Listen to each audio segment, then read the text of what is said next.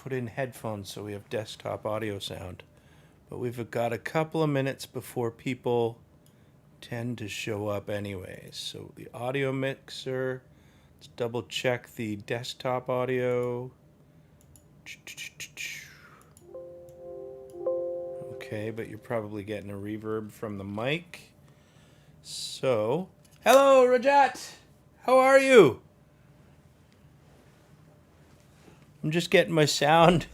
Yeah, we missed you last week.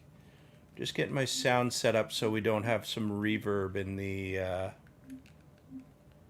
we go.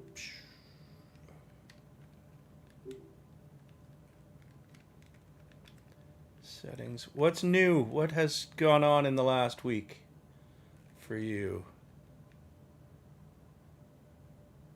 Caught up with the street. Yeah, good. And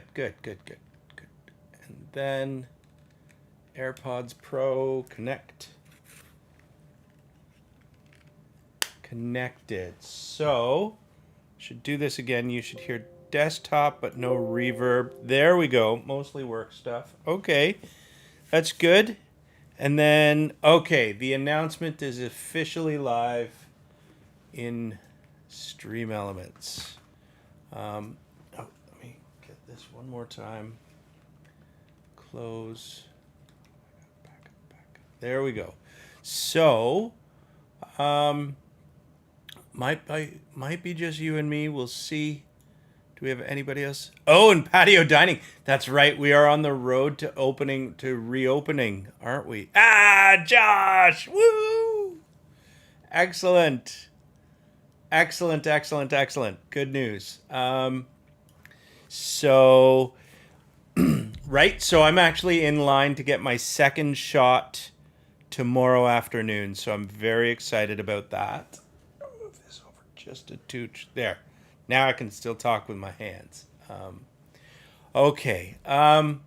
So step one of this week, we'll start by reviewing what they say we should do in the coding interview roadmap. This has a link to the roadmap, doesn't it? There we go. Bam. 3-month coding interview roadmap. So we are in week 9, which is, again, I guess I didn't need to bring up the roadmap because I have pasted all the content into the Readmes, but I just want to call it out that I'm definitely taking this insight from somewhere else. And so this is what these guys suggest that we are talking about: system design interviews, the software engineering process in terms of getting, these are the higher level, more senior roles. You would be more likely to see these. CAP theorem is very important, consistency, partitioning, load balancing, etc. The course, we looked at educative last week. And they have, so they've got their sections just like the other one, and we could actually crack open a couple of those. They've got sections in there that you can look at. What's this? Can we drag? Oh, I'm sorry. Yeah, sorry. I'm dragging it to the side to keep, because my camera is in the way of that, so it's harder for me to see it, but there we go. So that's a little better. I just have to read the very top side of the screen, or like look around my camera to make sure. Oh, here, I'll just sit over here like this and I can lean in and see it. So we're good. I do have to get a better camera layout. Or I move my camera. That I could do that too. Let's move the camera. Off to the side. Doop. Here we go. Much better. So, in terms of the system design stuff, this is sort of a useful guidebook. And I don't know if these have videos. Probably not, but let's see. We've got, so this will give you a sense of the chapters. But we actually have videos to watch where somebody else goes through. You can always, this is a good guide, but we have a video that actually describes this stuff too. So I'm going to save, this is actually a really good guide. Oh, I should have paid more attention to this earlier. Anyways, not part of the plan right now. Here is some other stuff that's in the plan. So these are the things that I want to come away with today. One of the things, one of our friends has just taken a big step in terms of their career. And so I thought it would be a really nice time. Actually, this article from Cathie Keating just came out like a couple of days ago over the week, and our friend quit their job and is sort of and is sort of going to be going through the steps around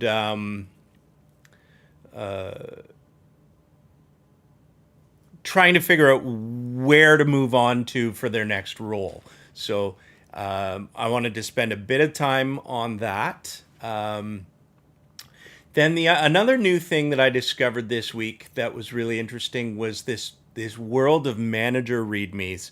And so we can look at some samples of those.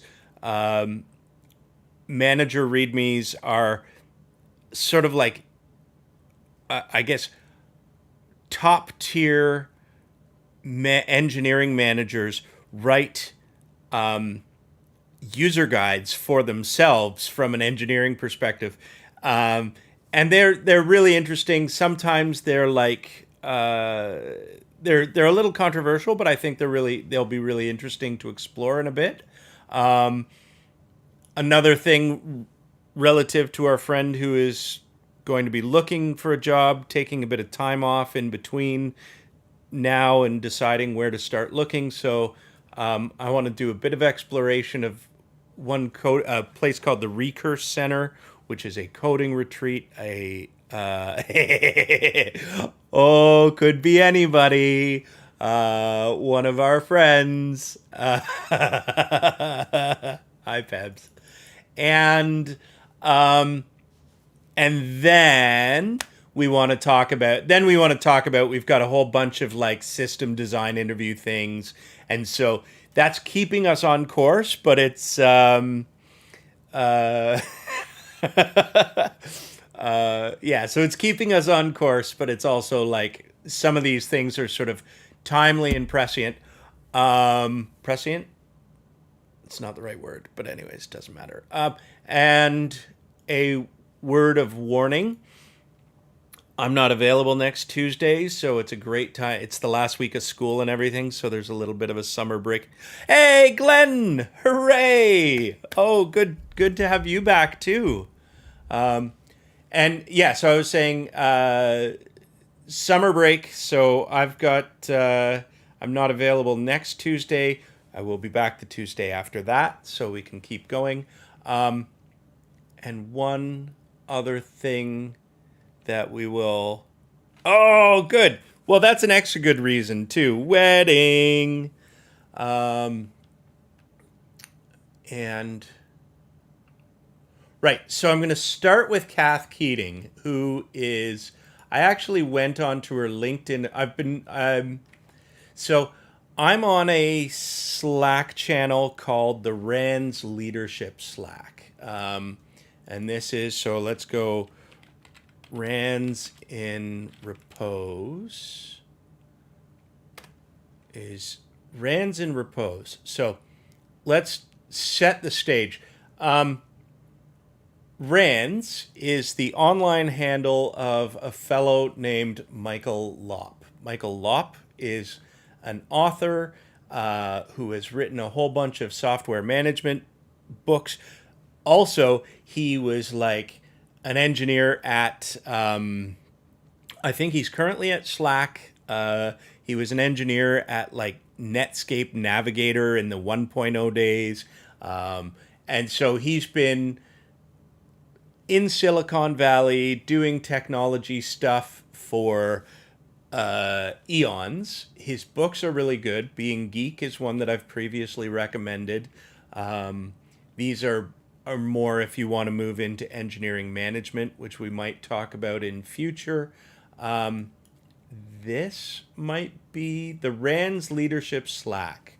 So there are 16,000 people on the Rands Leadership Slack. It's filled with engineering managers, directors, vice presidents, senior vice presidents, CTOs, founders, and a whole bunch of people on the staff engineer and principal engineer tier. So a really good play, and of course everybody's welcome. All you have to do is follow the instructions on the Rands Leadership Slack, which is you send an email, prove that you're human.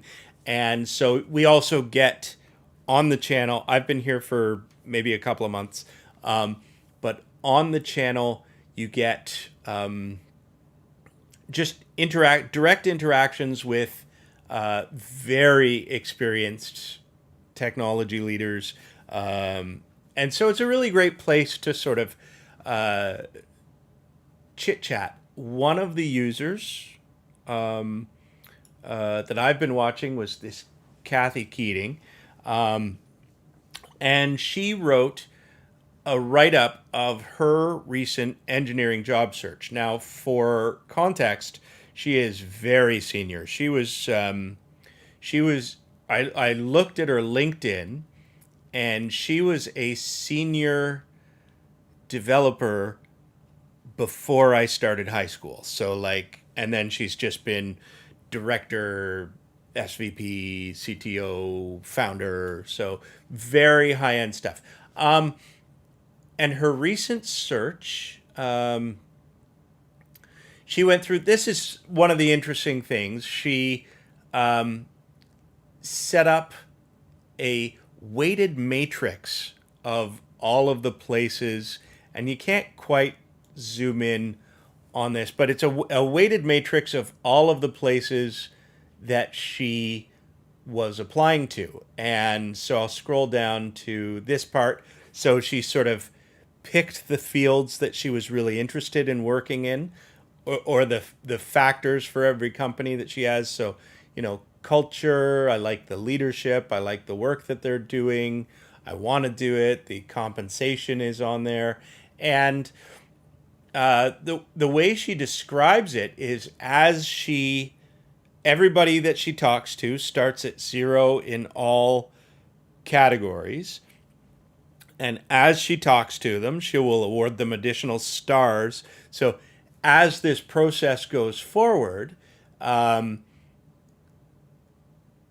she knows where she wants to go. She knows more about where she wants to go. And so if we look at, and we can look at some of her other, so many amazing graphs. So here she talks about in her job search, how did she get her resume discovered?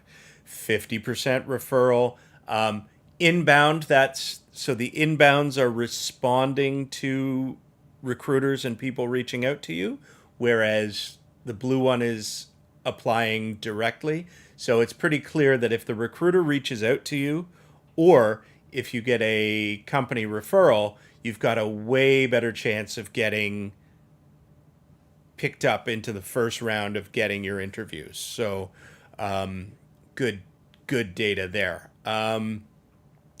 Referral opportunity sources. So 7 CTOs, Colorado tech community, other employees at the company, networking contact, and Techstars mentorship. So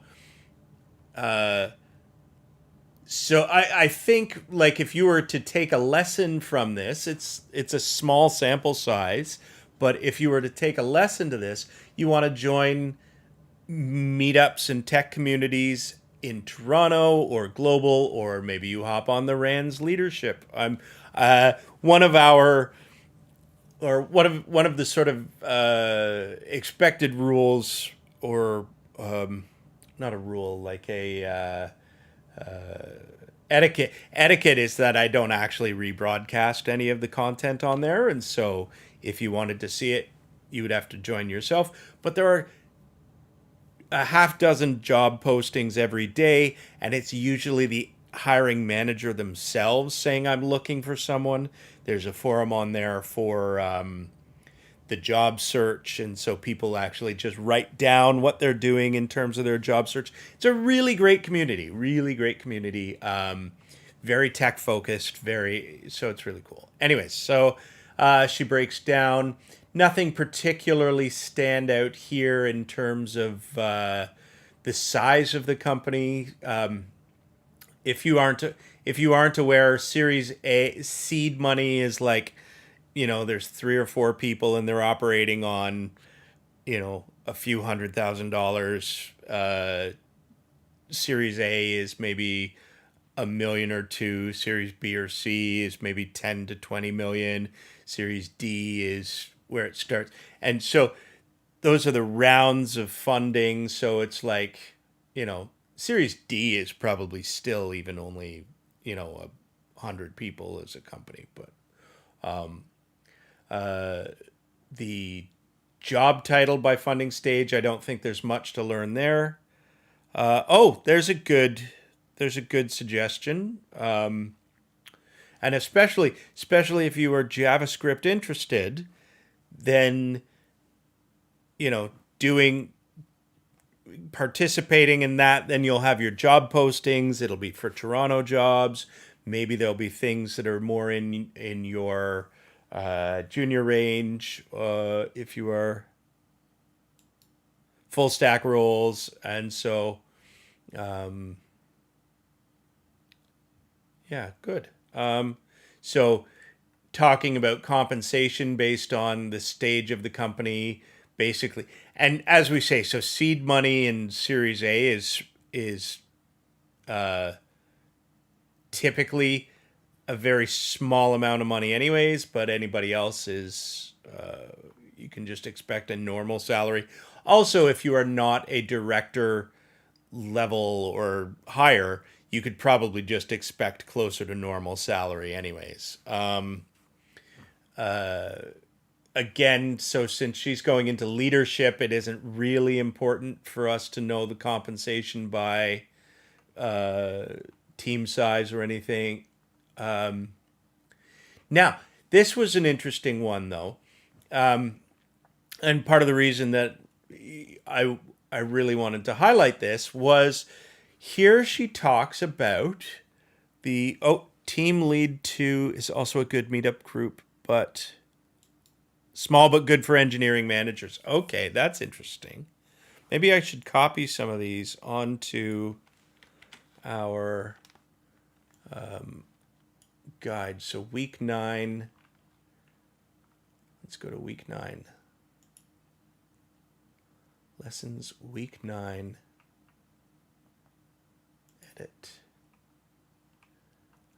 Additional.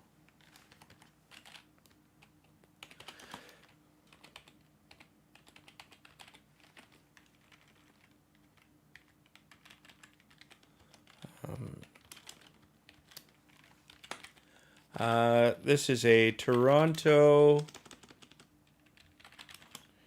leadership meetup. And then what was that? The slack.js, slack.torontojs.com.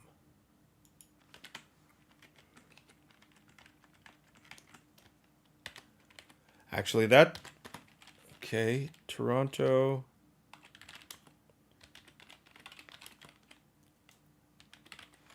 There we go. That actually is a good one for me now that I work at a JavaScript company.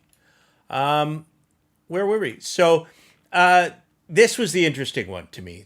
Like, she was going through all of these interviews, and where's the? If I scroll down a little further, there was somebody else.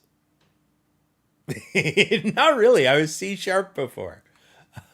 But yes, I guess technically here. So here's sort of like, oh, she finally accepted a fully remote in the end, but like just the scale, and some of these she's withdrawing from at like the offer stage, and she says you can go through the article yourself. We don't have to spend a million hours on it, but like just such a really interesting look at the process of a job hunt from a very data-driven engineering manager. It was a really great article, and it's linked up on the GitHub there, so you can check that out. So here is another thing. So manager readmes. The manager readmes I thought were an interesting. So Michael Lopp has one. Where is Ben Morris Senior? So the one that director at so this Roy, the Roy, what's his last name? Roy Rappaport. Roy Rappaport was one of the first ones to go really. No, that's just an image. That links to Slack. That links to Roy. How do I link to the actual? Are you not giving me a link to the actual README? Oh, man. Maybe this one will do it. No.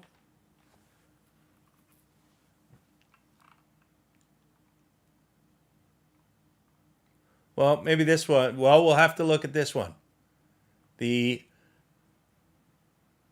I'm fine with that. So these readmes, I don't know. I knew Roy's was particularly good, and it was one of the first ones to really go viral, and sort of. So, two reasons. So, if you could just imagine working for a manager who had these, all of their direct reports and skip level reports get the opportunity to read this kind of thing.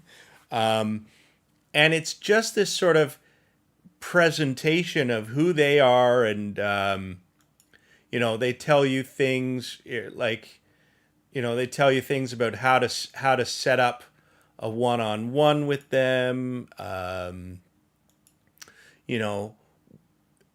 It was just I just think that they are they're very good for setting a sort of tone. How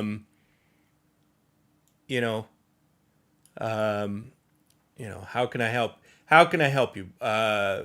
Provide context. It's how do you be a good managee? It's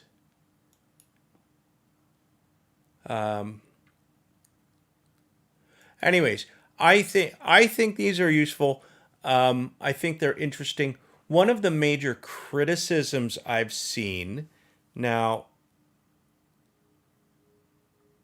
one of the sections that shows up in these manager readmes, if I did have a link to, I'm going to search for it. Screw it. I'm going to go on to another screen, and I'm going to search for the Roy Rappaport manager README.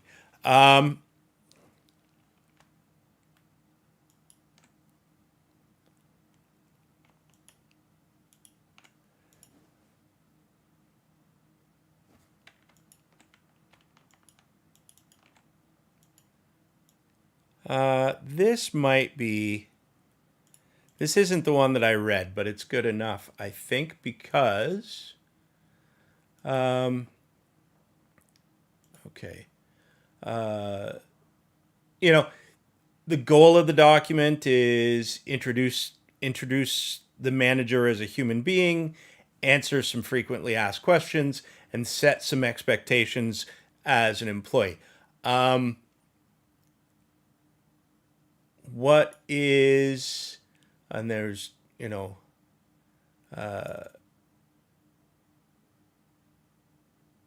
okay, so, why did he come to Slack? There was one that I thought, known failure modes. This is one of the features that tends to be particularly controversial because sometimes manager frame it as, they'll say something like, sometimes I'm a real jerk. Just deal with it. This one is not particularly like that, but the manager readmes are sometimes used like that. Now, one of the things that this makes me consider is, first of all, should we consider introducing this concept to our own managers? Or secondly, should we start writing as mid-level or senior new employees? Should we write readmes to share with our colleagues that if any of us do get new jobs, we can just sort of pass that around in a very, in just sort of a, this is who I am, this is how I like to work, and, this is a way that you can get to know me. And so that's the sort of suggestion, not just a manager readme, but a coworker readme. And so we could each create these things in our own sort of either corner of GitHub, or maybe we make a portfolio page and maybe we share it. So that's something to consider. And I didn't actually write that in here, but explore the world of manager readmes. Consider the value of creating a co-worker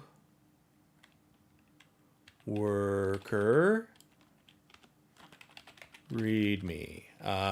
Because in theory, some, if not all of you, are going to be in new jobs at some point. And,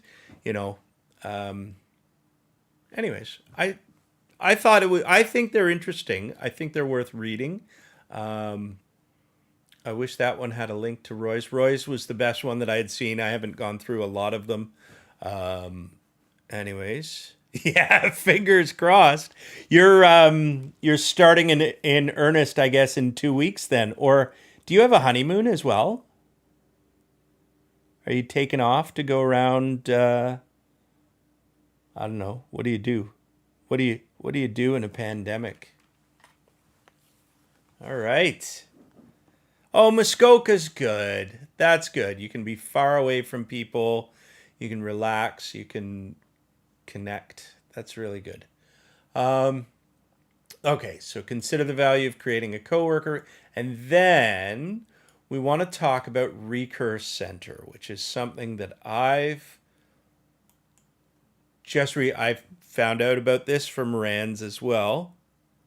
So the Recurse Center is a place in, and going to be more earnest in the hunt later. Good.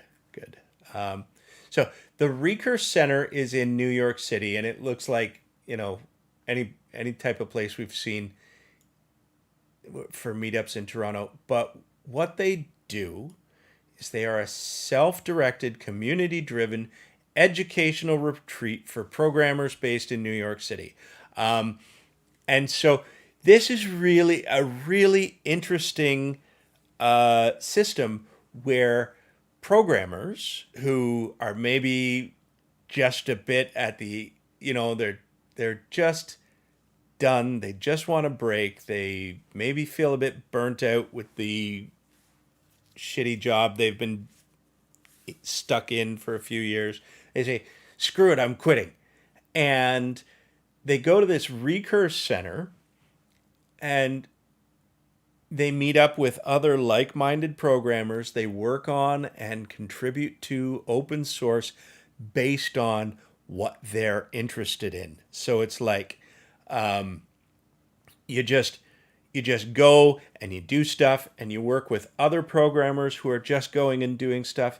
And everything that I've heard about it so far, one of the pieces of feedback I got when I started asking about it in the Rands community Slack is this guy says, I know 3 people who are amazing people and programmers and who all credit their time at the Recurse Center with making them that higher quality of person and programmer.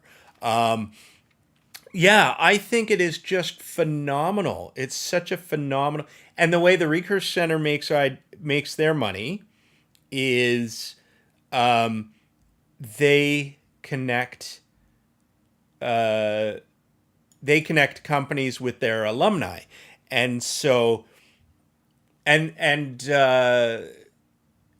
if you're sort of, once you're an alumni, you stay in the you sort of stay in the program. You continue on in a mentorship role.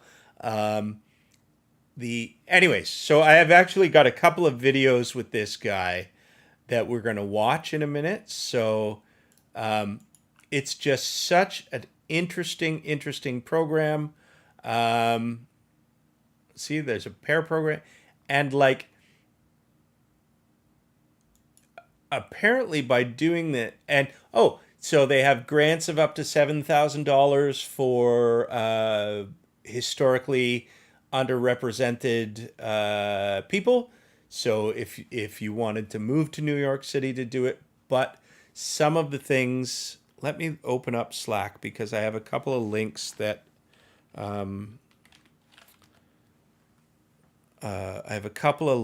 will actually go to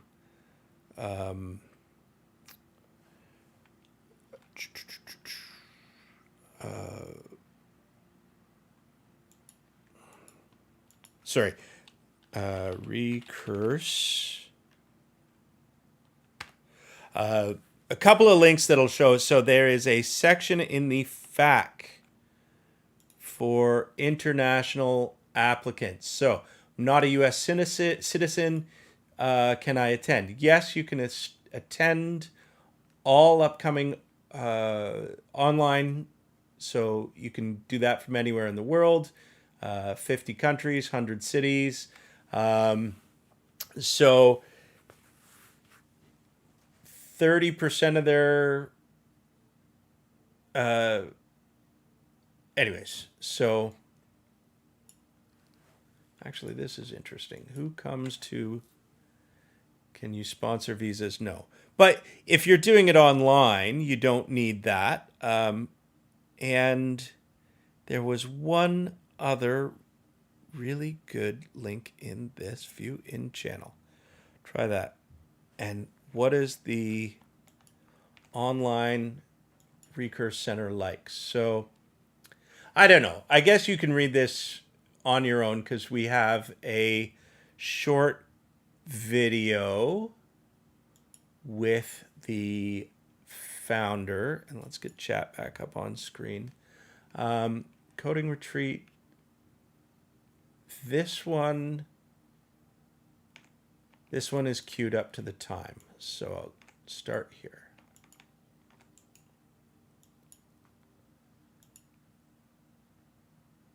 To start, I'll give a quick origin story behind the Recurse Center. Why did you want to start a company that helps people learn more about programming? Sure.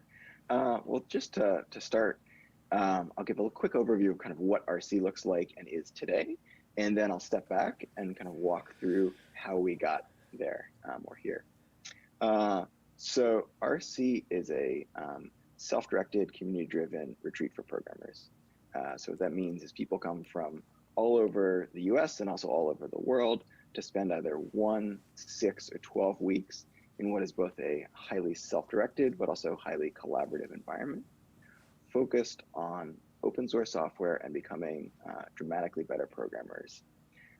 And people come from a really wide range of backgrounds and skill levels. So we have people here everywhere from self-taught programmers who have only been programming for 6 or 8 months to professional programmers who have been working for 3 decades, and everywhere in between. But everyone is united by the fact that they're all smart, friendly, and intellectually curious people who are self-directed, who enjoy programming, and who want to take kind of a personal and professional sabbatical to get dramatically better, regardless of how advanced they already are. And so that's kind of the first half of RC, is it's this in-person programming retreat based here in New York City. And then after people attend the retreat, our motto is never graduate. And that's because we think learning is a lifelong process. And so people typically remain heavily involved in our community long after their 1 or 6 or 12 weeks here at the retreat. And in fact, the majority of everyone who's ever come to RC over the last now almost about 8 years remains active and involved in the community on at least a monthly basis. And so people remain active and involved both online and in person in our community. And that's the kind of the first half of it. And what's tied into that is how we actually have this be sustainable, which is RC is free for everyone to participate in. So we don't charge any tuition or fees or anything else. And instead, we're funded exclusively through recruiting. So if anyone in our community ever wants a new programming job, either right after attending the retreat or 2, 3, 5 years down the line, we work closely with them to understand their background, their skills, their interests, what they want in the next step of their career, and then try to match them with a good recruiting partner. So we work with a set of tech companies who pay basically RC to hire our alumni. And that's what funds all of our operations of the retreat. And it also allows us to provide need-based living expense grants to people from groups that are traditionally underrepresented in programming. So we actually offer, in addition to providing the program for free for everyone, we also offer grants up to $7,000 to people to pay for everything from living expenses like childcare or food or transportation or lodging during their time here in New York, since RC is free to attend, but living in New York is obviously very expensive. So that's a high level overview of what It's really incredible, isn't it? Like, how much do you wish you could just go? It's like, there's stories of those people who go off and they like live in a yurt or something, or they go to a hippie commune and they sort of like, this is like a hippie commune for programmers, and I love it with every fiber of my being. Like, you hang out with a bunch of other smart programmers and you're like, what do I want to do on open source? Oh, I want to help build Kubernetes today. Like, oh, I want to build, I want to work on next.js, or just like, you just pick what you think is cool, and yes, it would absolutely be way more fun in person, but also way, way, way more expensive because it is still New York City. But like, I also think that the scope and scale of the level up you would get by doing something just so intensive, especially if you were, if you had a 4, 5, 10, 20 years of programming under your belt, and then you just sit down in this sort of super intensive situation where there are other people with a diverse background, of experiences with you in the same room, and maybe you're doing mentoring for them because after 20 years of programming you know a lot of things, but maybe there are these young whippersnappers who know just all of this other stuff that you don't. So it's all just really like really cool, and just being part of that would be sounds like it would be really interesting. I think that was all I wanted to show. We'll watch a few more RC looks minutes like and today. see. What's interesting is that when we started in 2010, we This is set out to build a very different type of company.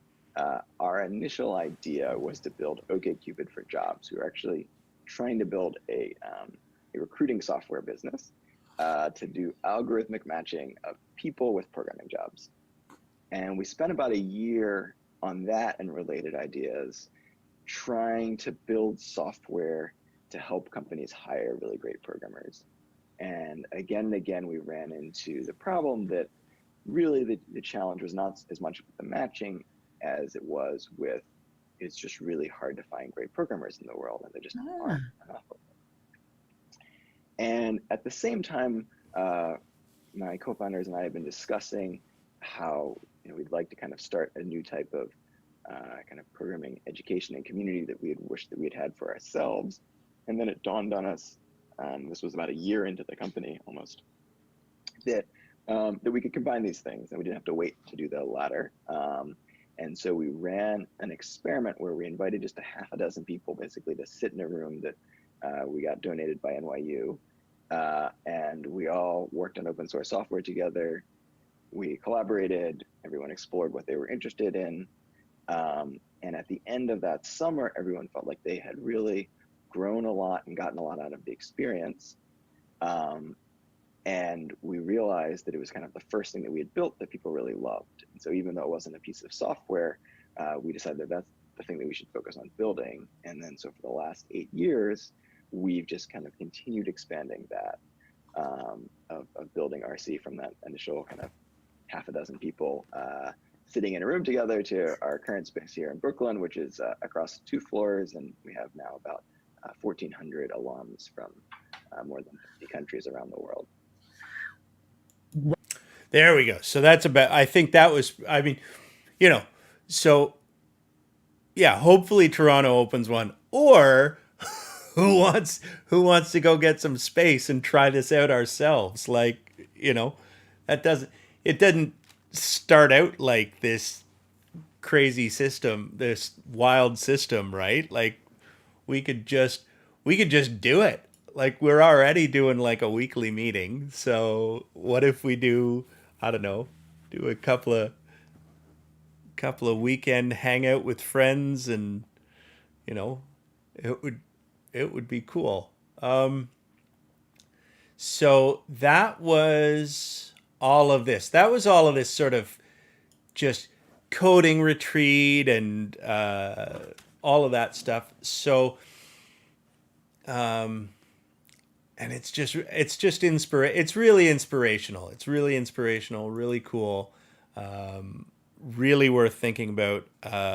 Everything that I've read or been told was that it's just an amazing experience. People love it. But here we are, on to the system design portion. And what do we have here? So this document was made by Pooja Biswas, and look at that. I didn't realize she was at Microsoft. I guess she has... Anyways, so that's really cool. And that was really nice of her to put this all together. I went through and I opened up all of these. Some of them are good. Some of them are not as good. And then there are some links to a whole bunch of books. Cassandra's important to know about the keywords. So just like we were looking at in the grokking the system design interview section, these are searched. If you search for these, if you search for a hinted handoff in theory, you can find some system design interview stuff. So let's hinted handoff. I wish that this would let me. There we go. Okay, that's good enough. Good enough. So I do a hinted handoff, and we'll see hinted understanding the hinted handoff. So what is a hinted handoff? Whose primary purpose is to provide extreme write availability where consistency is not required. Anyways, so like these are all things that those are sort of definitions to memorize that you right. Yeah, there is so much that I have never heard of a hinted handoff until just now. Two-phase commit, you kind of like a Merkle tree. I mean, is that anything like a I feel like if I search for a Merkle tree, like Merkin might come up, and I don't want that. But like, so it's just like there's a ton of stuff. So these are good things to sort of like read up on and get a sense of. Then, I mean, this woman, she put in so much work to this. So there's the cloud design patterns. And so if you are looking to get your system design on and it keeps going and going and going, data management patterns, you could read through this in a couple of days. And then she goes through and she selects a whole bunch of like system design forum topics. And so these are all on LeetCode, but they're on LeetCode Discuss. And, not all of these are super high quality. But I wanted to stop and the document goes on for 24 pages, right? So I wanted to, in fact, I did not even notice. So a system design primer. Wait, did I accidentally close it? Anyways, drive.google.com. So this big document has so much system design stuff. So that was the one. And then this is a system design interview thing. System development lifecycle, system design interview tips. Just like, yeah, I wanted to spend a bit of time going into this file specifically because this is my source for all other things we're going to look at for the rest of this episode, except Exponent. I'm calling that out a second time, but I did know about that one earlier. But it's also really good. So first, out of all of her YouTube channels at the top, I've started with this woman named Pseudocode. Let me back up. I want to open you in a new window. So just the first thing I want to do is introduce you to the channel itself. So I always like to go and I scan. Am I subscribed to her, by the way? If we're going to use her in class, we should subscribe. We'll go through, you sort of get a sense for, I'm not even logged in as myself.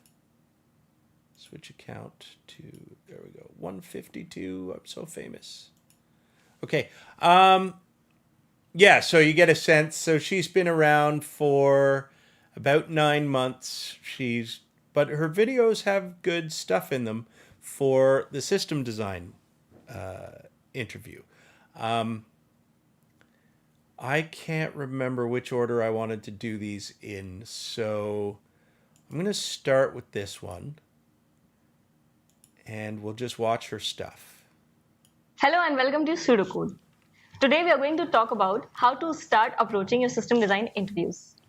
In today's video, I'll discuss about what are functional and non-functional requirements and why it is important to talk about them.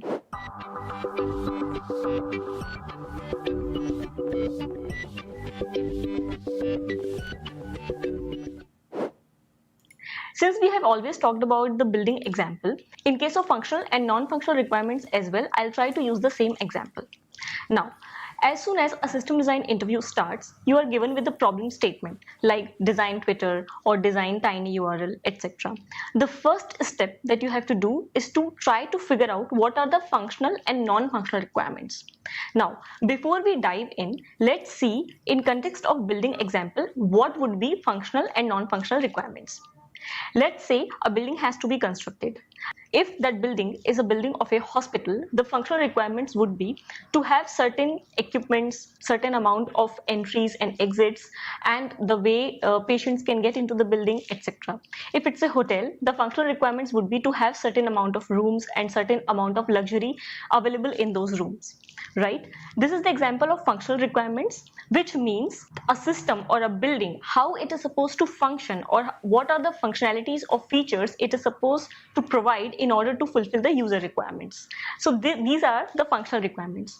Now, talking about non-functional requirements, the example is how many stories that building would have or how many people that building has to house. For example, in case of an auditorium building, the non-functional requirement would be how many people it is supposed to seat. If the sound quality of the auditorium is good enough so that the people at the back can also hear, how the lightings could be placed, how many lightings could be placed, etc. This is the example of non-functional requirements. Now, coming to our system design, it's very similar. Functional requirements define the system level or the component level needs or features that users are supposed to have. If we talk about Twitter, example of functional requirement is a user should be able to post a tweet, a user should be able to delete a tweet or favorite a tweet or follow certain people, right? And if we talk about non-functional requirements, an example in case of Twitter itself would be if a person or if a user posts a tweet, it should take maybe less than a second or less than 2 seconds for that tweet to be published. In other words, we can say the latency of posting a tweet should be less than 1 second. Another example of non-functional requirement in case of Twitter example could be, let's say there are 100 million daily active users and all those 100 million daily active users will have certain amount of transactions or requests going on, and your system should be able to handle that. System should be available to handle those users, right? So this is another example of non-functional requirement in case of Twitter design. Now, if you do understand the difference between the functional requirements and non-functional requirements, now let's understand how you have to approach towards these requirements in an actual system design interview. As soon as your interview starts, put aside 3 to 5 minutes to understand these requirements. Generally, system design questions would be given to you as one-liners or two-liners, like design a ticket booking system or design an OTT platform, etc. How you have to approach these problems is first try to dig deep inside the functional requirements. Try to understand what the system is trying to serve. Let's say if it's the example of a ticket booking system, try to understand what a user should be able to do apart from booking a ticket, checking a history of the ticket, cancelling the tickets, etc. Also try to understand what other features, I think this is a really good spot to say if you're going into a system design interview, it's inevitable that, well, it's virtually inevitable that somebody's going to say, if they say design Twitter, they're really asking you to design CRUD, right? Create a record, update a record. What is R? Like D is delete. Wait, reader. Right, of course. So oh man. Thank you. Anyways, so in a system design interview, effectively your functional requirements are CRUD. I mean, in Twitter you can't actually update, so update isn't required. But it's like that's what this is, right? Like create a booking, read a booking, delete a booking, or potentially the edit a extended booking, features right? the system is trying to fulfill. Once you get those non-functional requirements, try to make a small section on your whiteboard and keep noting down those requirements. Once you do that, try to understand the non-functional requirements as well. You can ask the interviewer, what are the non-functional requirements we are looking at? What do we expect in terms of traffic, in terms of users, availability of the system, throughput of the system, latency of the system, etc. Right? As you know, all these comprises of non-functional requirements. There might be cases when you are interviewing, let's say, for a startup or for a company which is not handling very large scale. In that case, maybe non-functional requirements wouldn't be so emphasized on. Maybe that section will be skipped altogether, but still it is always a good idea to understand all kind of requirements. If the interviewer says, okay, we don't have to discuss non-functional requirements right now, you can just skip that section altogether. But if they do want to discuss, make sure to keep note of all the non-functional and functional requirements on the side of the whiteboard before you start actually solving the problem. Now, once you have both kind of requirements at your end, next step would be very natural. You would understand the outcome of all the functional requirements is generally the system or the components of the system. Let's say one of the functional requirement was to have an API so that the user can book a ticket. So naturally, you will understand that, okay, you have to have a set of APIs which can support booking a ticket, canceling a ticket, showing the history of tickets, etc. Right? Or it can be a set of some workers running a job asynchronously, or it can be two different components which are interacting with each other, passing the information from one component to another, and that information passing is either happening through APIs or events or messaging, etc. That's how you break the functional requirements and try to design components for that, distributing the responsibility of the functional requirements to those components to fulfill those requirements. Now, so this is the outcome of functional requirements.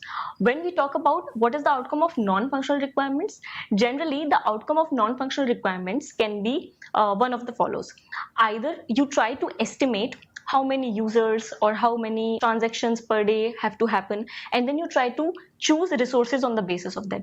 Let's say you have a non-functional requirement that you have to support, say, 1 million requests per day, and you have to calculate how many servers would be needed to do so, right? So you have to find out how many requests one server can serve and then do some calculations to come up with the final number of servers. Let's say you are trying to build a distributed key value storage and you want to find out the storage that is needed, and one particular technology choice is not serving the amount of storage that you want to have. So you have to go with another tech stack, and using these requirements, using these calculations, you can actually support your choice that because we have such huge data to store, I would like to go with this tech instead of this tech.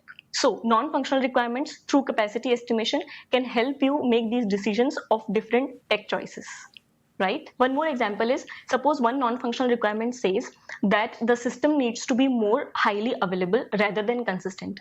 If that happens, and if you remember the CAP theorem video, you can quickly conclude that if availability is more important than consistency, then you have a choice to pick from so many NoSQL data stores rather than going with a SQL data store, given other use cases and requirements are also fulfilled by that particular NoSQL data store. So these... Have we talked about CAP theorem? I don't know that we have to do it tonight, but we should fold that in if we haven't. Okay. These are the choices or decision-making steps that can actually help you once you understand the requirements, and you can bifurcate the requirements into functional and non-functional. Just to summarize again, the outcome of functional requirements would be your system design diagram, your component and architecture diagram. The outcome of non-functional requirements after a series of capacity estimation and calculation steps would be certain tech choices, certain resources, what kind of data storage, what is the what kind of servers or hardware or different resources that you would need to fulfill that architecture diagram on which the whole system is going to function on. Last but not the least, when you do actually go into the real world and build real world systems, when you get a job and you join a company and you actually work on these systems, functional requirements are something which come from a product or user perspective or business perspective, where business needs certain features to be developed or a product manager needs certain features features to be developed that can be experimented on. Those will be your input for functional requirements. Tech teams which need certain features in order to fulfill their task can also be the input for your functional requirements, but generally these are the people who will come to you with functional requirements. On the other hand, non-functional requirements would be part of more engineering driven teams or more engineering driven perspective or excellence, as we say, because those requirements actually define the performance of the system or how system is fulfilling different SLOs or SLAs between the teams or with the final user or the end user. So those are more engineering driven and engineering specific. I know I have talked about capacity estimation in this video once or twice. In the next video, I am going to give you some thumb rules around capacity estimation, and if possible, I will also try to make a video with a real world example and try to do capacity estimation for the same, but that's the content for another video. As far as this video goes, I would like you to do this as an exercise in your free time. Pick any system like Book My Show or Uber or YouTube or Netflix, anything, and try to work backwards. Try to think about what would be the functional requirements of this system, or what are the functional requirements that this system is serving, and what are the non-functional requirements that this system is serving. And then once you do that, try to think about your own implementation in order to fulfill those requirements. I hope this video has... Super good, right? One thing, yeah, so I'll make sure that we add, I'll write that down under next week, because cap theorem should go in. These are really good too. I did not realize that these were as good as they were. So this one, and what was this one? The system design interview.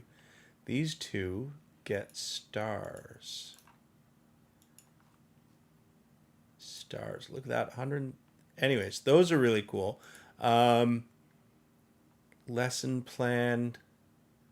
Want to do next week for next week. Well, not next week, but 2 weeks from now. Cap theorem.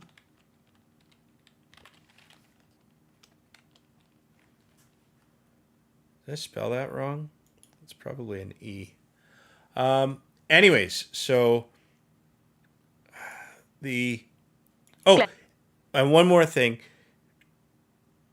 Don't forget logging and logging, and specifically something called observability as part of your non-functional requirements. I didn't see it listed there, but it some matters. Doubts around functional and non-functional requirements and how to use this data point whenever you're approaching a system design interview. If you have any doubts, please free to comment below. Please comment about the system that you have worked backwards and the requirements that you have derived from those systems. I would like to know how that exercise went. And also there are some links in the description that you can check out for more details on functional and non-functional requirements. Till then, take care. See you in the next video. So she was really good. She is good. Okay. So, and there's the capacity. She actually has one on cap theorem down here. How long is it? 20 minutes. That's this was one before. How's our time coming along? 8:03. So I was going to do this, and then actually maybe we just do cap theorem right away. She has two cap theorem. I would rather watch these both first to make sure that I get the best one. This is one that I've watched. So in this video, she talks about the mistakes that she has made in her own system design interviews. And it talks about that gathering functional requirements thing.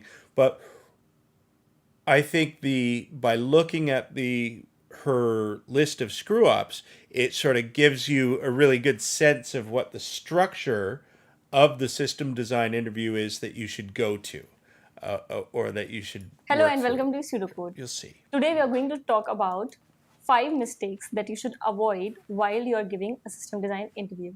I know there can be a longer list than 5 mistakes, but the mistakes that I'm going to talk about today are personally from my experience, the mistakes that I made, and I would like to share the same with you so that you don't repeat the same mistakes and excel in your interviews. So let's get started. As soon as you start with your system design interview, The very first mistake that people generally make, and even I used to do in the earlier days, was not understanding the requirements properly, not understanding the functional and non-functional requirements, or maybe not even knowing about those terms and what do they mean. If you still don't know what is the difference between functional and non-functional requirements or what do those mean, then please do check out a video that I created a few days ago, and I'll include the link in the description. After you watch that video, or if you already know what are these requirements, then make sure in the interview you ask the interviewer specifically for the requirements. You can straight away ask them what are the functional requirements of the system that we are designing and what are the non-functional requirements. The reason behind asking these requirements is because one same question in different interviews can have different functional or non-functional requirements. For example, in one interview, I can ask a candidate to design a Twitter newsfeed or Twitter timeline, and I can ask another candidate to design how Twitter search works. Right? So in that case, the functional requirements of the system as a whole changes. So you have to be very careful about understanding the functional requirements. Just as the functional requirements, you have to be very careful about understanding the non-functional requirements as well. So do not jump into solving the problem directly. Understand what the interviewer is expecting, understand the requirements around which you have to design the system, and then only start with the system design. Number 2 is not talking about capacity estimation or not estimating the capacity of the system or the load the system is going to have at all. Most of these system design problems are designed around scalability, and the interviewer wants to know what do you know about scale and what do you know about scaling systems and what solutions or approaches you would apply in order so that the system becomes scalable. You can do that if and only if you try to understand what is the kind of load the system is expecting or what is the kind of traffic that would be given to the system. On the basis of that, you are going to design the solutions. But the first part is you have to estimate all those numbers. You have to estimate the traffic, the users, the load system is going to have, and all that comes under capacity estimation. I have made a video about capacity estimation also. Please check it out. I'll include the link in the description. Number 3 could be not discussing the trade-offs. As we have discussed multiple times, there are no right and wrong solutions when it comes to system design. The solutions are pretty subjective. There can be multiple different types of solutions, and every solution will have some advantage or disadvantage over the other. For example, if you have decided to go with a relational database, please do discuss what are the trade-offs of choosing the relational database or what are the trade-offs of not choosing non-relational database. Same thing goes with choosing caching or indexing. Or let's say you're trying to optimize the database queries, and there are multiple ways to do it. Indexing is a way to go, caching is a way to go, sharding is a way to go, having multiple replicas is another solution. Make sure to discuss alternate solutions to one problem or sub-problem, and also make sure to discuss the trade-offs of every solution so that you can have a logical discussion with the interviewer and you can tell him or her that the choice that you're making on basis of certain decisions, and you're ready with these trade-offs and the trade-offs with which you are okay. For example, if you're ready to go let go of consistency over availability, then that should match with the functional and non-functional requirements of the system. So do not forget to discuss trade-offs. Do not forget to discuss alternate solutions. Don't think that if you have just got one solution, that's over. This is not like coding problems where you get one optimal solution and you're done with the interview, right? Here you have to have at least 2-3 solutions, or you should approach the problem from different angles and discuss the pros and cons of all the alternate solutions. Once you're done with the system design and it looks like that you have a high level design diagram where you are fulfilling all the functional and non-functional requirements, one of the mistakes that we generally make and we overlook that part of the solution is not finding the faults with the solution. Make sure to understand your solution end to end, and also make sure that you understand where the system is going to fail, what are the single point of failures, where are going to be performance bottlenecks, etc. Discuss those shortcomings of your system and then try to provide solutioning over them as well. Last but not least, all these interviews can be pretty stressful, and we do get nervous because of time bounds, etc. And sometimes what we do is we tend to not look stupid, and we try to impress the interviewers, and in that moment sometimes we get in the flow and we tend to talk about things either we don't know about, or we tend to talk about things about which we know theoretically. So do not use the jargon or the tech stack that you absolutely know nothing about. Or even if you know something like on a very superficial level about that, it's better not to talk about it. Reason being, for example, let's say you talk about a tech stack like AWS and you don't know anything about it, or you are not hands-on with that tech stack, right? Then what will happen? The interviewer is going to think that you know about this, and they are going to have follow-up questions. And once you're not able to answer the follow-up questions, that creates a really bad impression. It's always better to say I don't know in such cases, or at least talk about the situations that you have faced, or talk about the solutions that you already know or you have already implemented. These interviews are not about how much you can learn theoretically or how many courses you can complete. These interviews are about your system design thinking, your analytical thinking, and your hands-on previous experience. So if you have not worked on something in your previous company, if you haven't had a chance to work on some tech stack that might be applicable there, please feel free to tell about it, because even if you get the job, when you're working at the company, you would have to accept it and invest time in learning it. So better not to talk about the jargon or things that you don't know about. So those were the 5 mistakes that you should not make in any system design interview. If there is any other mistake that you have made in any of the interviews and you want to discuss about it so that others can learn from your mistakes, please feel free to add that in comments. Let me know if this video was helpful. Till then, take care. See you in the next video. There we go. I don't know about you, but like the system design interview is it feels like so much less stressful. But maybe that's just me, because I've been doing this stuff a lot more hands-on for the last few years. But anyways, so those were, I thought, pretty useful. And this one, I don't want to watch any of these myself, but I did, as I say, I went through all of these YouTube channels, and first of all, they're way too long to do in the scope of like us doing it together. But if you wanted to go and look at this stuff in your own time, it might be interesting, because these are actual interviewing.io is a service where you pay, I don't know, like $100 or a couple of $100, and you get a code interview with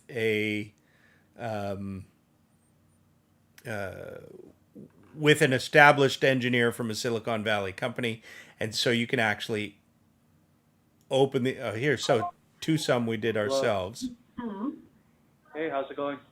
Good. How are you? Good, good. Have you used this site before? Yes, I have. Awesome.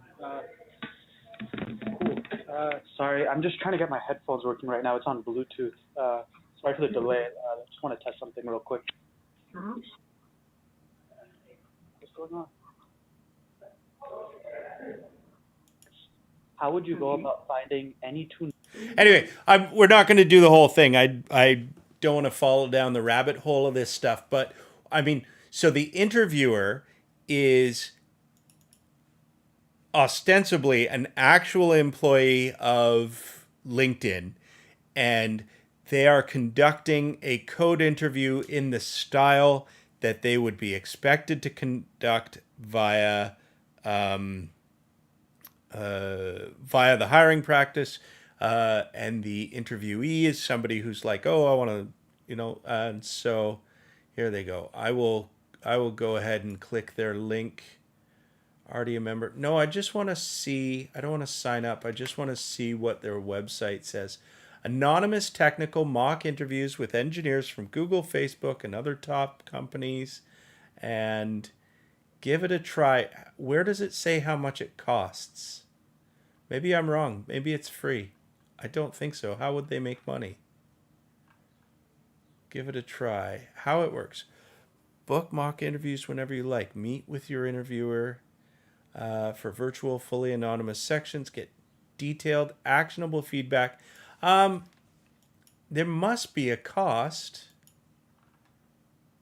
Here we go. Gift practice interviews. So if you wanted to give yourself 50 interviews, that seems like a lot. If you wanted to gift yourself 10 interviews, that still seems like a lot.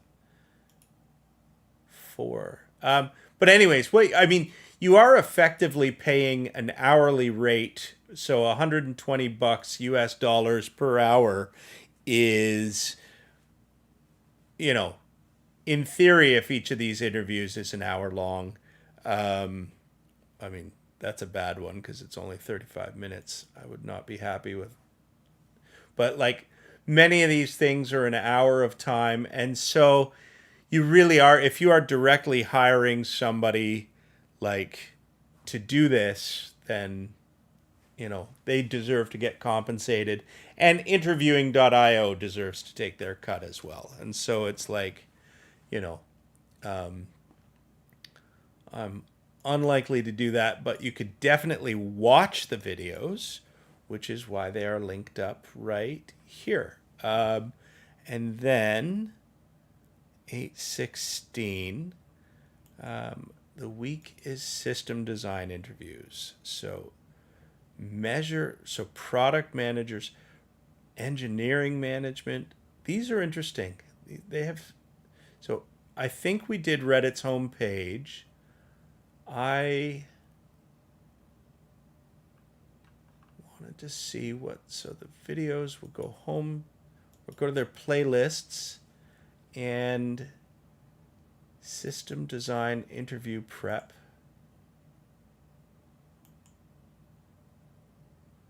Product manager, PM, product management. There's just a regular software engineering interview. Wait, that doesn't make sense. So, design messenger, design TikTok. There's only 2 in that playlist. What about this one? Design Instagram.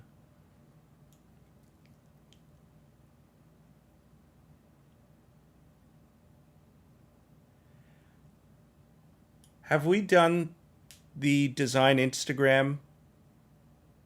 Because I know I've watched a few of these, and I know that we've done one on stream. And I don't want to do a repeat show.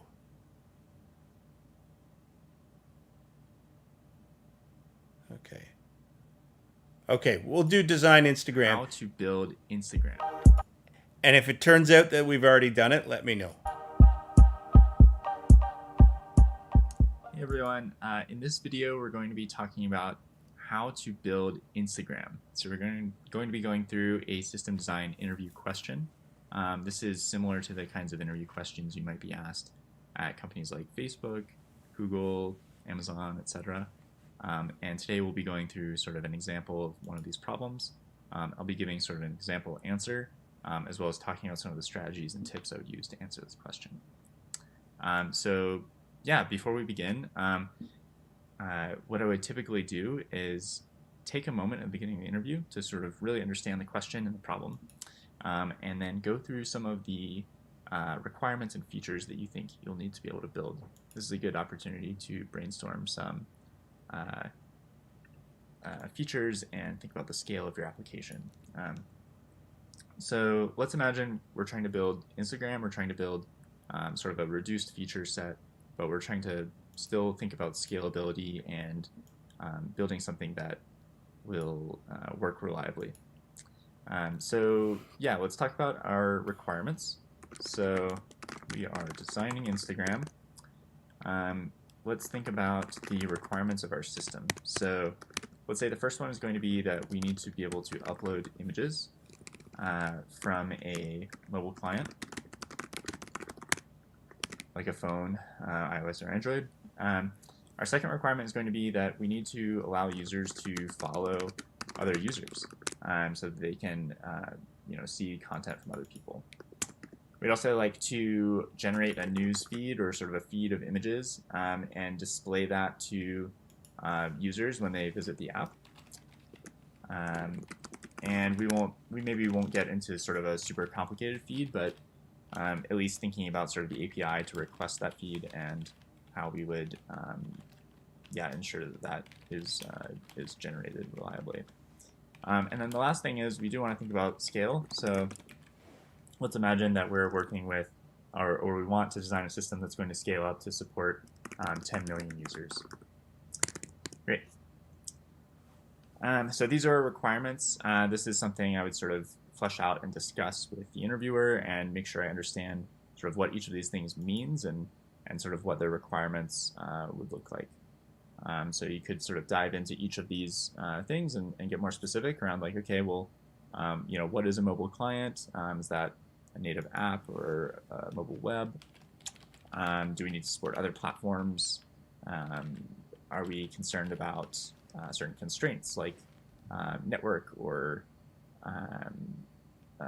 storage space on the device, things like that.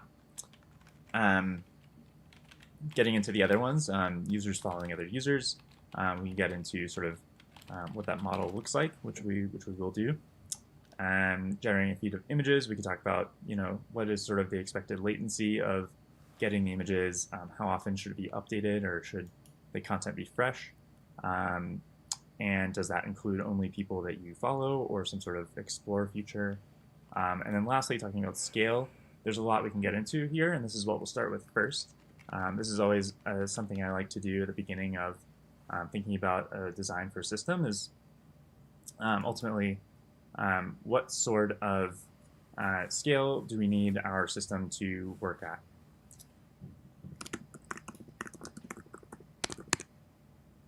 So the first thing I would do is let's start with this 10 million number and let's break that down a little bit into what that actually means. So let's assume that we're talking about 10 million users who are using our service on a monthly basis and like 10 million active monthly users. And let's imagine that each of them is uploading 2 photos per month. That's how we define this active user. That's our average case that we're shooting for. And let's say that each of those photos is going to be around 5 megabytes. And let's allow that to sort of include some the metadata like the caption as well as the location and maybe some other photo metadata that we want to include. We'll ignore for now things like comments and other types of things we might need to store because that wasn't in sort of explicitly in our requirements, but that's something we could also think about later. So let's crunch these numbers a little bit. So 10 million is 10 to the 7 times 2 times 5 megabytes. So that's basically 10 to the 8. So that boils down to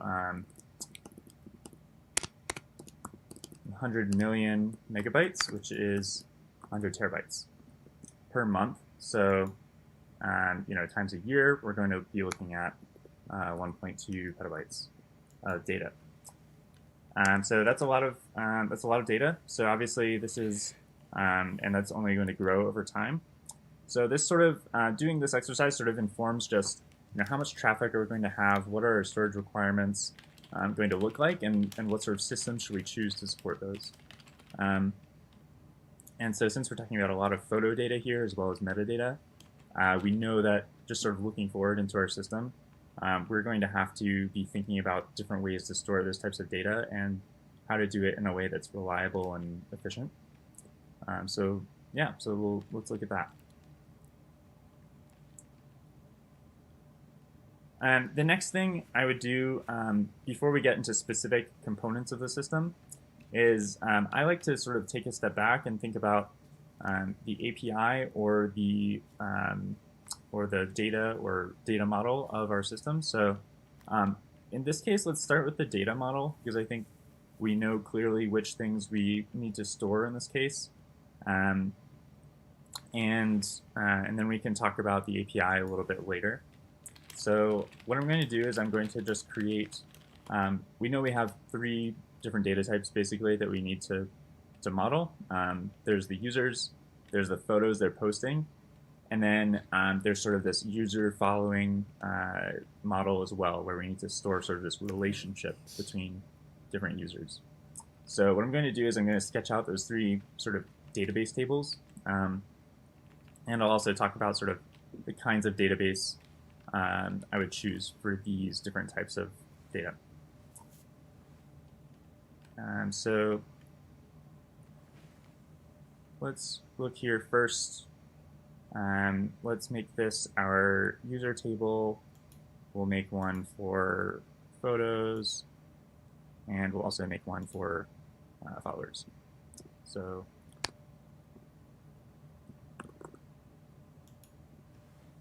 Probably a little better at 1.5 speed. Or yeah, let's talk about these for now. Let's save this for later. So the first thing I want to talk about is our choice of database. So we have a lot of choices here, and we have multiple kinds of data, so we can store things in different ways. This is what I view to be a fundamentally relational type of data problem, because we know we have clear types of data, users, photos, as well as a relational system between them. So we have users are related to other users in a many-to-many way by way of this following mechanism. So one user can follow many users can be followed by a user, and a user can be followed by many people. I think that might be the same thing I just said. On the other hand, we also have photos, which are related to users in a many-to-one way. So one photo can only have one user or owner, but a user can have many photos. And so there's this inherent sort of relationship between the kinds of data that we're trying to model. And that to me lends itself to a relational database. Obviously, we could also store things, and by relational database, I mean like a SQL database like MySQL or Postgres or any others. There are other options, so we could also look at NoSQL databases. What I would suggest is that you think about whether your data is inherently relational and whether you would benefit from being able to do relational queries. In this case, I think being able to quickly get all of the photos for a particular user, that's a thing you would have to do on a very regular basis. That's an inherently sort of relational query pattern. And so I think choosing a SQL database in this sense makes perfect sense. And yeah, so I'm going to go with that. I'm going to go ahead and start modeling out these tables based on sort of the requirements we know we have of our system, and just sort of using common sense here of patterns I've seen before. So in the user table, we're going to have a primary ID, which is going to be our primary key. It's going to be an integer, and it's going to increment serially. This is just sort of SQL speak in terms of the schema of that of this table. So some other things we'll probably need for a user would be a name, to be a string. We're going to have probably an email address, which would also be a string. We're going to have perhaps like a location, perhaps some sort of other ID or other attributes about the person. So I'll go ahead and maybe just mention some of these things, maybe time zone, things like that. But these are sort of, I think, the basic things we need to get started here. For the photo table, we're also going to have an ID. This is going to be, again, our primary key. We're also going to have, in this case, we're going to have a foreign ID referencing the user. So this is going to be a foreign key referencing user.id. So that would be our relationship between these two tables. We're probably going to have a, maybe a caption or description for this image. And then we might have additional metadata like the location it was stored, which might be a string or coordinate type. And then lastly, I mean, one thing we're going to have to do here is, because of the large nature of these images, we're not going to store them in our database itself. We're going to just use this database to model the metadata about the images, about the users. So what we're going to also need here is some sort of path or URL, which is going to be a reference to our sort of distributed file system that's going to actually store and replicate and handle basically everything related to storing these files, these images. So that's.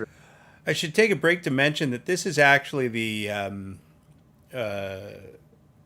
system design interview that helped me get my most recent job, because I had a system design take-home assignment that I had to do, and this is the one that I watched at that time. So I think this one's pretty good. Building blocks of that, which is what we need.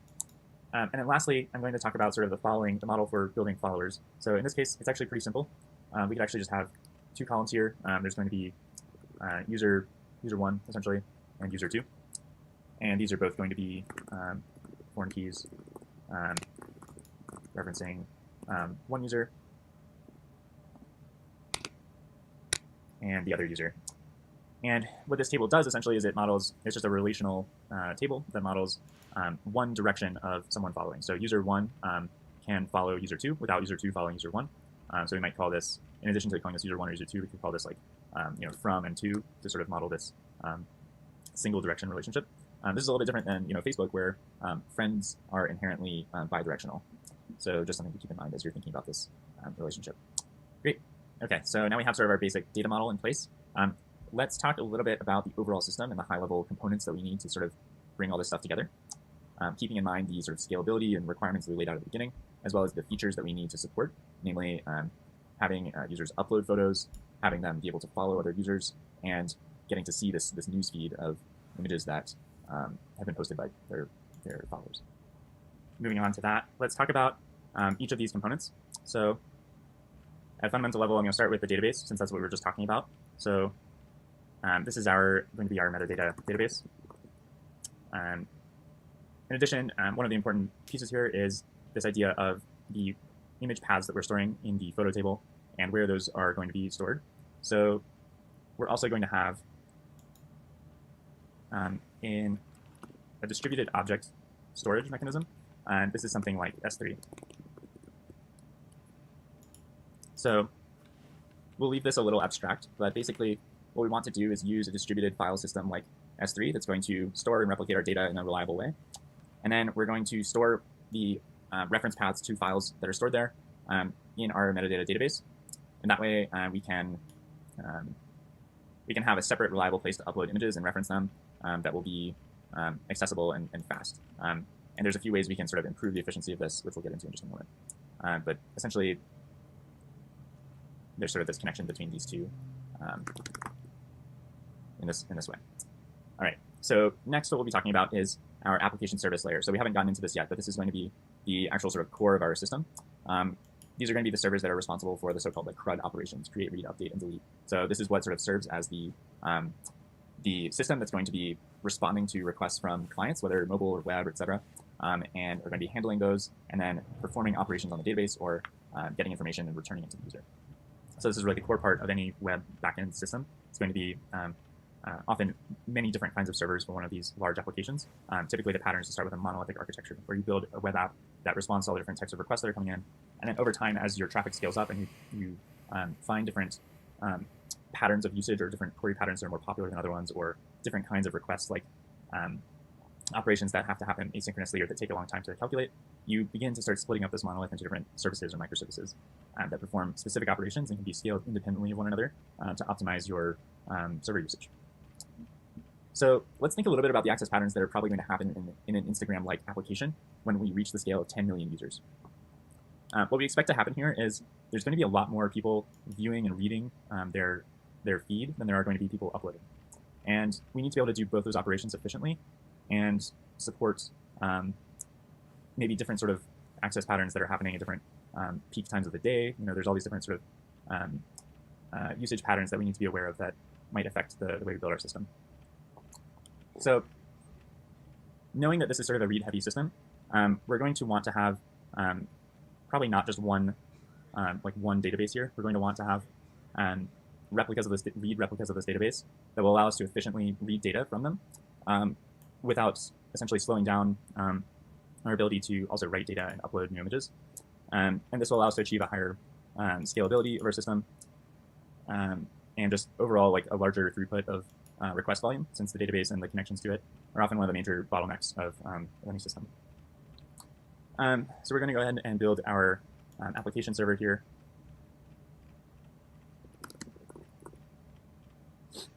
And what I'd like to do is split this into maybe two different services. So let's think about like the read services and the writing or uploading services separately. Since, as I mentioned, they might have different patterns, different requirements. They might require different types of caching and other things. So for example, our read, we might implement caching here in between the database and the app server, like in memory storage like Redis. This would allow us to return frequently accessed data much faster than making a request to the database every single time. So yeah, let's draw cache here.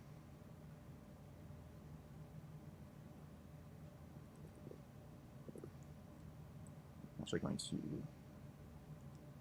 move these over a little bit so that I can draw this cache in between them. And let's just mention that we're going to read from the cache here. And then on our write service, we're going to write to the database, and we're also going to update our cache in the process. Now, there are several different caching policies. I won't get into all different ways in which that works, but essentially we want to use sort of a write through or write back policy where when a write behavior or an update happens on some content that's in our database, we want to update our cache at the same time so that downstream the read service that's using this cache to return data to users is updated in a reasonable time and is consistent with the sort of source of truth in our main database. So I'm sort of just drawing these arrows here to represent these relationships, but there's multiple ways in which this update could happen and ways in which these sort of things would be triggered and implemented in reality. I'm just going to note that like this would probably be some sort of distributed cache system like Redis that would be really performant and sort of sit separately from our main database. So all right, so now we have two different services here that are responsible for different parts of our feature set. One is responsible for fetching images and returning data to the user. The other is responsible for performing this sort of this upload process, which would also not only send data into our metadata database, but also would handle actually uploading the image from the client to the file storage system. All right, so now we're beginning to get a sense of what the system would look like. So sort of moving up the stack a little bit, so we're also going to need to have a load balancer. So as any system scales, it becomes very important that the sort of fundamental pieces of the system can support the load and volume requirements of the number of users that are attempting to use it, because otherwise you'll begin dropping requests or taking really long time to serve users as the requests sort of queue up. One of the most common patterns of solving this sort of problem, or solving some of these problems, is to scale horizontally. So what we would do is we would not have just one app server for reading and writing. We would have many servers, perhaps located in different access points throughout the world, depending on how large our application is. And we would serve requests to these servers in sort of a load balanced way, so that each one is sort of utilized equally with the others as much as possible, so that no one server becomes too overloaded or too overworked to the point where it begins dropping requests. So this is the responsibility of a load balancer. It can also handle, there could be a separate load balancer, a separate router to handle sending requests to the correct application server. For simplicity, let's just sort of imagine that it's one sort of proxy here that's doing both load balancing and routing.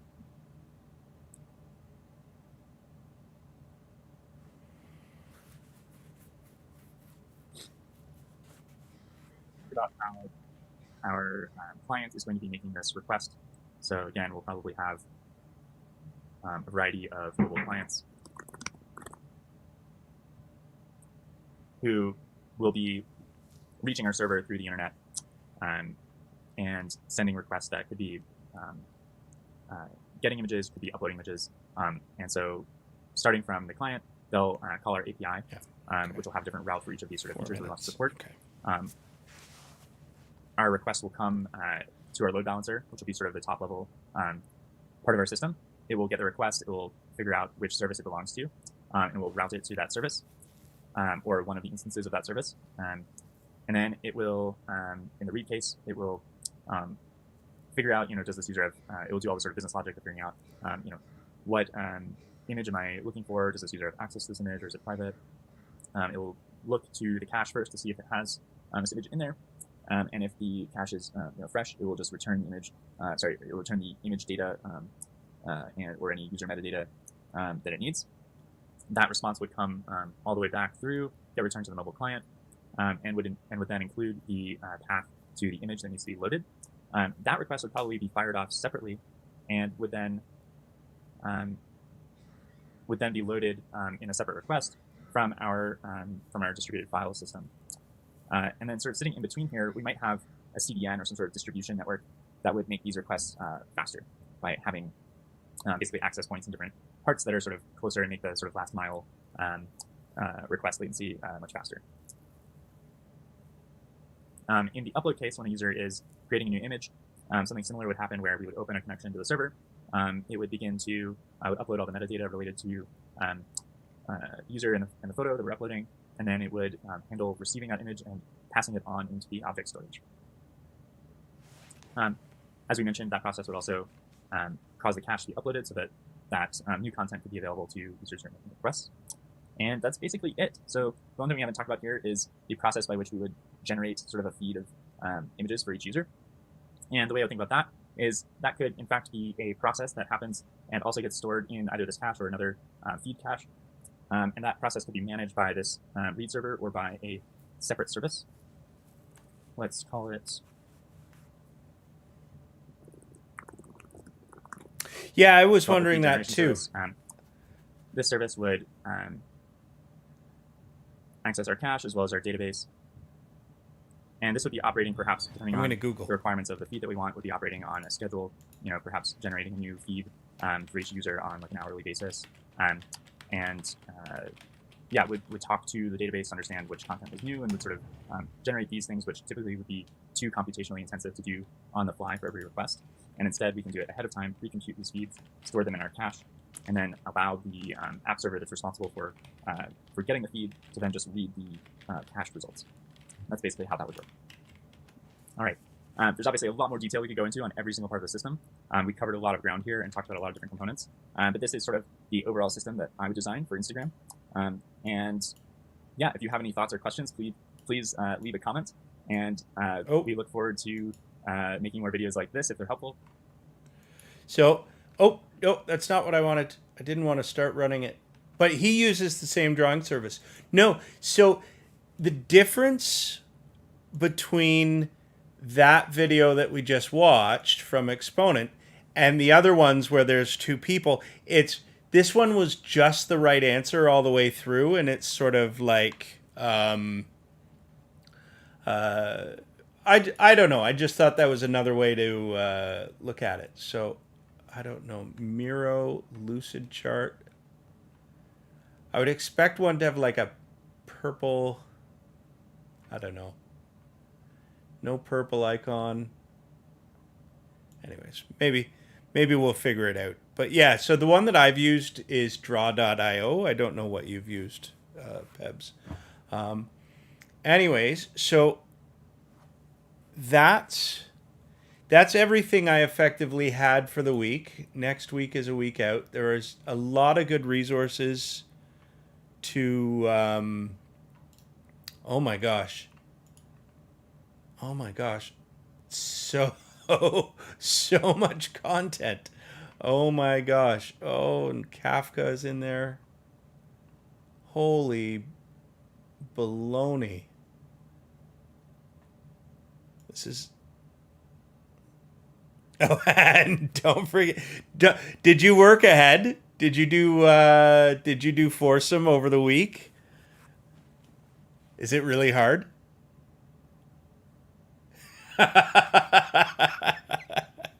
You were going to sandbag all of us, weren't you? You were going to come in with the answer already and win right away. But no, not in 15 minutes. And so yeah, that was it. I just wanted to get to it. And so next week is more system design. Next week. 2 weeks is more system design. Important. The cap theorem we have to talk about. I'm not sure we need load balancing. Yeah, because we did threesome last week. In fairness, I think I've already forgotten it. Something about a while loop. Oh yeah, because you set your point, and then you send your two little loopers to the end, and then you. Anyways, so you do all of that, and so I guess foursome is similar to that, but you probably split. Anyways. So, and yes, a whole bunch of TBD.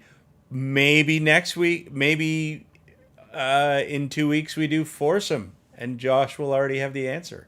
And then that's the story. That's the story of the week. The only other thing that I wanted to talk about is, since we are approaching the end of this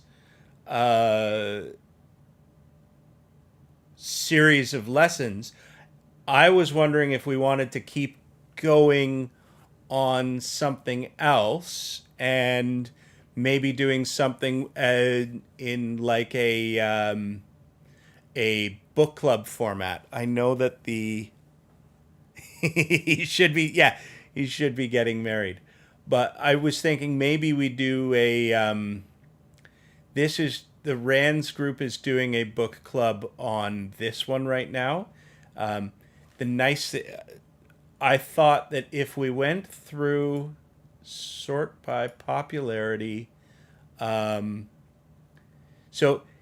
if you recall, the Toronto Public Library has a complete list of basically everything in the O'Reilly system. So we could actually all log in with our library cards and read, something like, I don't know which book to do, but like, but I thought something on the architecture side of things. Got it. And if I log in now,